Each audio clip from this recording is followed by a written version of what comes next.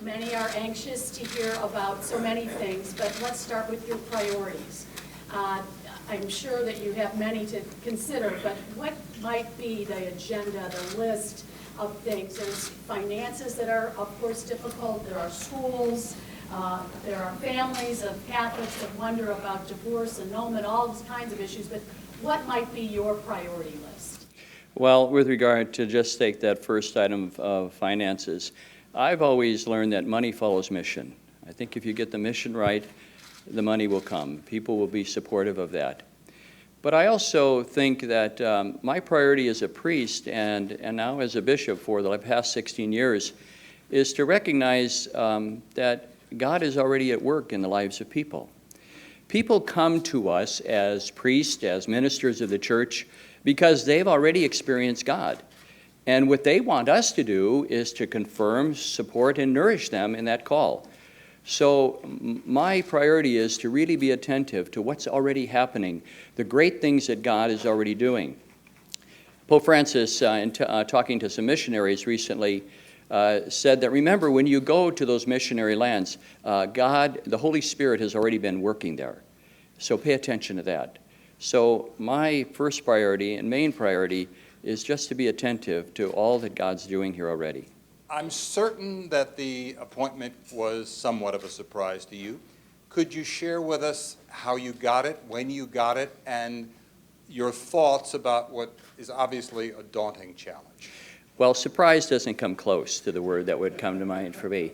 I learned about 10 days ago, the papal nuncio, Archbishop of Chicago, called me and began the conversation by saying, I have great news for you. And he sounded like the angel Gabriel, and so the line that came to me was, how can this be? Mary, huh? But I was quite overwhelmed and very surprised. We had just begun a pastoral planning program, and this week I issued a pastoral letter because it was planned to do so on priorities that we're moving forward with. So yes, it was quite surprising to me, and he said right after that, as there was this long pause because my breath was taken away, he said, now I hope you accept, and that's really what he wanted me to get out of me at that point. And I said, you know, I've never asked for anything, I've never said no to the church, and so yes, I'll do it. And how long did it take for it to sink in what you had ahead of you? It's still sinking. At that time when I talked to you, you may have been quoting another at the time, but you said that Pope Francis had to find the right saint to fill the niche that is Chicago. Apparently, from this decision, Pope Francis has found the right person. I don't know how that, in hindsight, fits in to what you told me back then, but I'm curious to hear from you. When you hear some people describing you as a moderate, and some might say, well, what does that mean? How would you describe yourself? Well, first of all, I'm no saint, and this is a pretty big niche. So I hope that what the Holy Father has done, I can measure up to the responsibility. I think that, give me the second part of that question again. I'm sorry. The second part is, when you hear some people describe you as being a moderate, what does that mean to you? Would you describe yourself in that fashion or not necessarily? Well, I guess labels are hard for anybody to live up to one way or another. I just try to be myself, and I try to learn from great people. You've had great people here in this archdiocese pastor you, and I'm following a great man. So I'm going to learn from him and just try to pick up from other individuals that have really demonstrated great leadership in the life of the church. So it's not my agenda. It's not what I feel. I'm going to try to be attentive to what the Lord wants. That's maybe if there's moderation in that, then I'm a moderate. Dina? Hello, I'm Dina Baer with WGN. I want to follow up on that just a bit. Clearly, you are continuing the mission that Francis Cardinal George led this archdiocese with for the last 17 years. But considering that I think philosophically you are a little bit different, might the Catholics in this archdiocese see a bit of a different tone? Well, I think everybody brings their own gifts and talents and experiences. I think if you look at the history of the various 8 predecessors, archbishops here, they have all brought something different. And so yes, I think that it's reasonable to expect that there will be different emphases and different approaches, and that's normal. I remember when the Cardinal came here 17 years ago, they were asking him, are you going to be like Cardinal Bernardine, and pressed him on that quite a bit. And he had the greatest line. He said, well, maybe this is another reason why the church is against cloning. So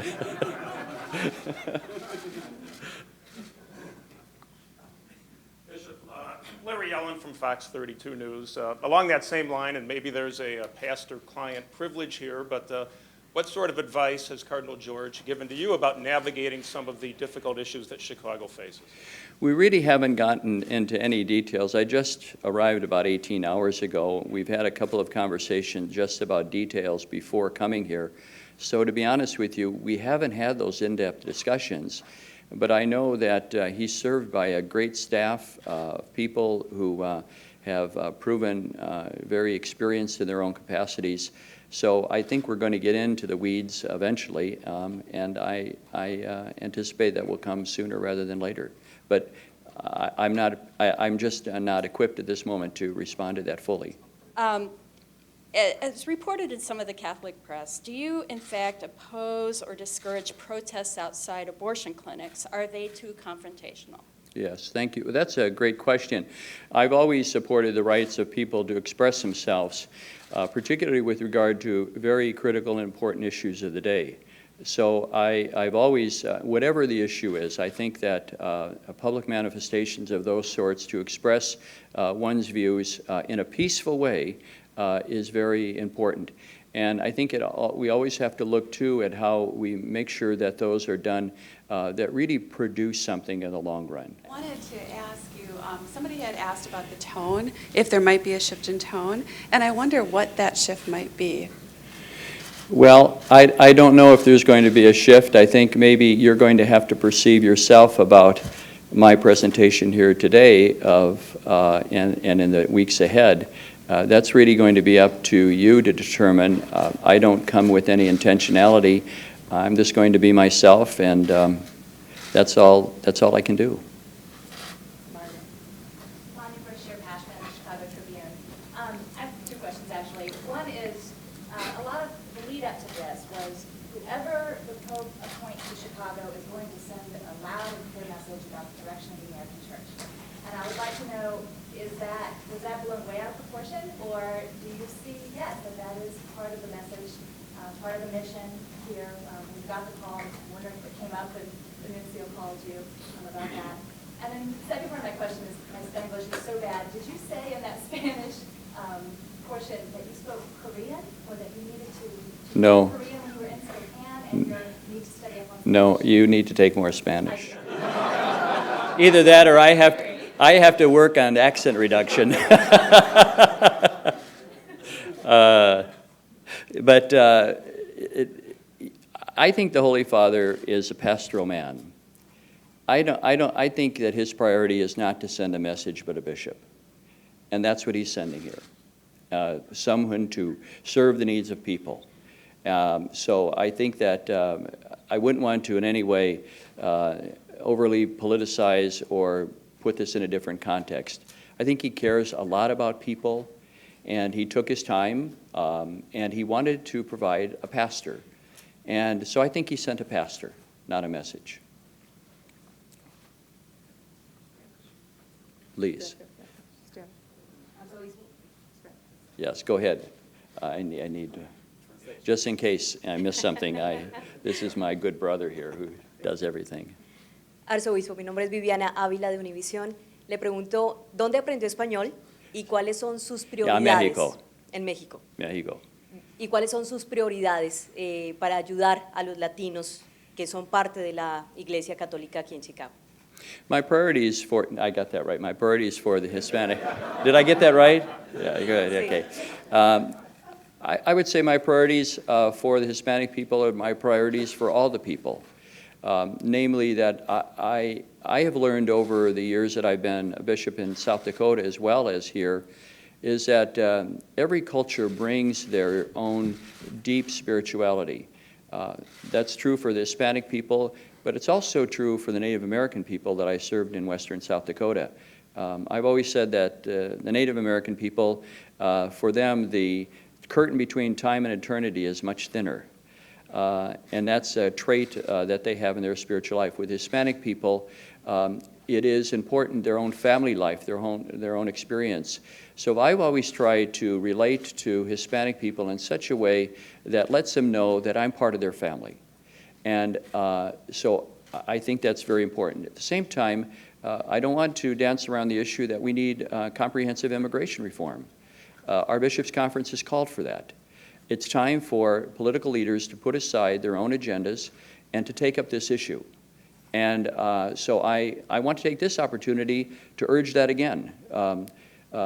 Every day we delay it is a day too long, and we should move on it today. Francine Knowles from the Chicago Sun-Times. Can you tell me, what are you hoping will come out of the upcoming Synod on the family? Well, the upcoming Synod is the extraordinary Synod, and that means that it is the presidents of bishops' conferences who are coming and those who are appointed by the Holy Father. Their job is to really plan the next Synod and to give a framework to that. So my hope would be that they would do so in a way that allows all the issues to be widely discussed and considered, and that there would be a framework so that there really is open, candid, and honest discussions about the critical pastoral issues of the day. So this one is not going to resolve any of the various issues that have been reported in the media. This is a planning moment for the next Synod, the ordinary Synod in 2015. So that would be my hope. Morning, Mitch Smith of the New York Times. I wanted to know, so you have about 2 months before you begin leading the Archdiocese in Chicago. Right. What are the things you're hoping to learn or prioritize in that time, as well as what are you hoping to accomplish in, say, your first 6 months after you do assume leadership here? I think that since I really don't know enough about what are the pressing issues, I'm going to have to delay a response on that. I guess my first priority is to get to know people, get to know, this is an enormous upgrade, so to speak, huh? We had 100,000 Catholics in Eastern Washington, and I had 27,000 Catholics in South Dakota. What is there, 2.2 million Catholics here? And I want to get to know each and every one of you. So I hope you'll be patient with me. I want to tell you, people of the media, I will be available as time goes on to address these questions when I really do find myself in a position to do it intelligently. I can't do that today. Bishop, for someone maybe asking then, a person coming from that side of the diocese to the Archdiocese of Chicago, can you tell us a little bit about the experiences you've had in Spokane, for instance, the financial issues that you face there, the legal challenges you face there, et cetera, that may be a benefit to you here? Yes, I would say that what I've learned in both of my experiences as a diocesan bishop is that there are willing people who want to help, who are competent, and it's just important for me to put aside my ego and my agenda that comes from me and be open to how God's working through them to help me carry on the responsibility. The mistakes that I've made over the years have begun with the fact that I've decided in my own mind how things have to go. But it's only after I consult with people, pray about it, that the right answer comes. I think it's really important to keep in mind that it's not my church, it's Christ's church. I have to be attentive to His voice in the lives of the people, in the Word of God, in the way that He communicates to all of us, for the pointers that He gives. And so we had some very complex issues in the state of Washington with the bankruptcy.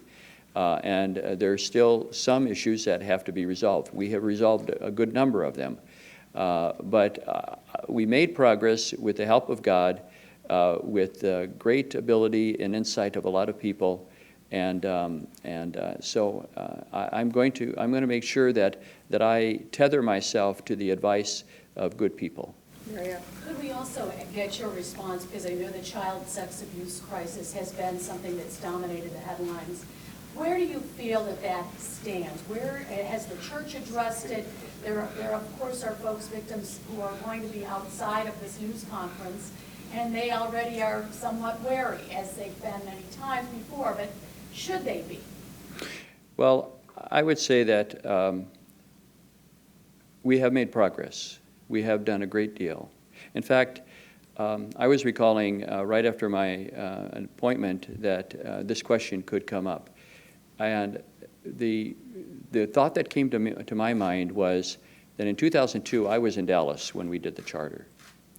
And then I became the chair of the Committee for Child Protection for the Bishops' Conference.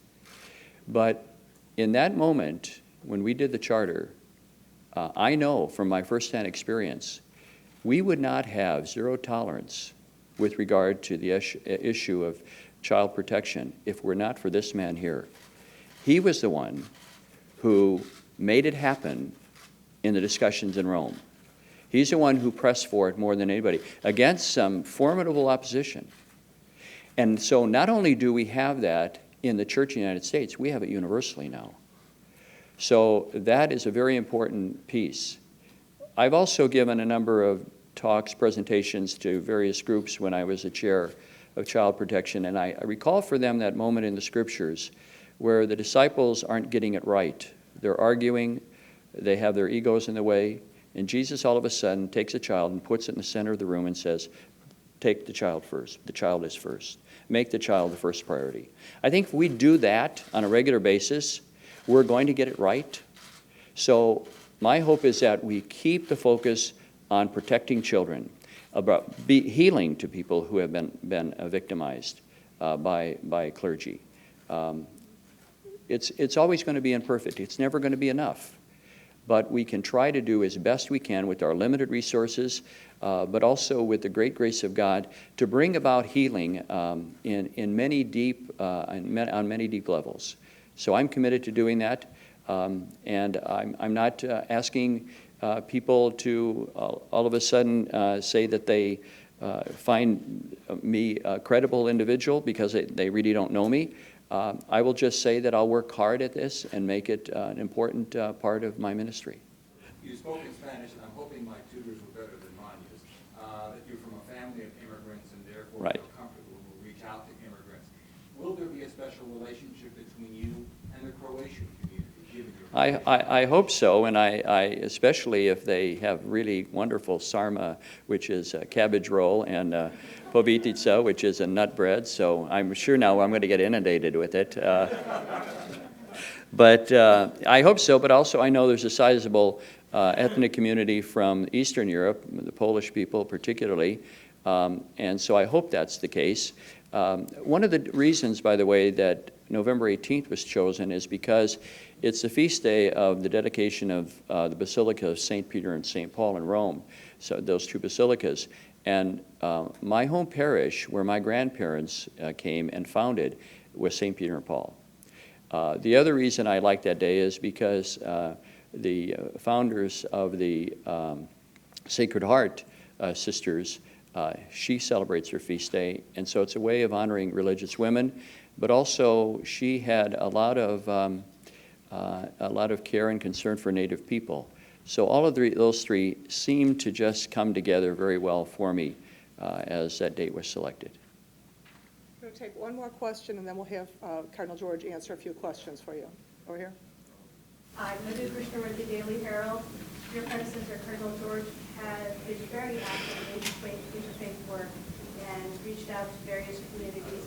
How do you see the future of interfaith cooperation within the country? Well, people of faith really need to work together for the common good. We bring a different perspective, and we have bonds that can strengthen one another. We have a responsibility, I think, as people of faith to contribute that which is uniquely ours. So it's not just a matter of looking at the relationships that we can build one to another, which are important, but how can we work in such a way that we serve the common good? And that would be my aim and hope. And I know that it has been the Cardinals. Thank you.